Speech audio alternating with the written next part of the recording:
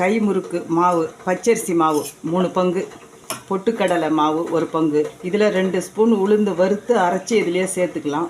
கூட கொஞ்சம் சீரகம், தேவைப்பட்டால் எள், கொஞ்சம் உப்பு, கொஞ்சமாக காரம், இது வரைக்கும் போட்டு கொஞ்சமாக டால்டாவோ நெய்யோ போட்டு கலந்து மாவு பிசைஞ்சு வச்சுருக்கேன். இப்போ நான் கை முறுக்கு சுற்றுறேன், அது பார்த்துக்கோங்க. உங்களுக்கு கை முறுக்கு சுத்த வந்தால் சுற்றலாம், இல்லை இதையே ஒரு அச்சில் போட்டு கூட அப்படியே வானலில் போட்டு முறுக்கு மாதிரி.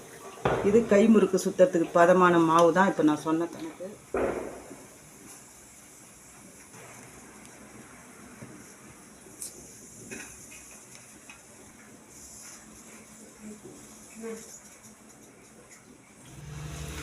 எண்ணெயில் போட்டு இந்த மாதிரி நல்லா சத்தம் அடங்கினதும் எடுத்து ஆற விட்டு எடுத்து ஸ்டோர் பண்ணி வச்சுக்கோங்க. 1 மாதம் ஆனாலும் இது கெடாது, நல்லா டேஸ்ட்டாக நல்லாயிருக்கும். இதை செஞ்சு தீபாவளியை நீங்கள் எல்லாம் கொண்டாடுங்க.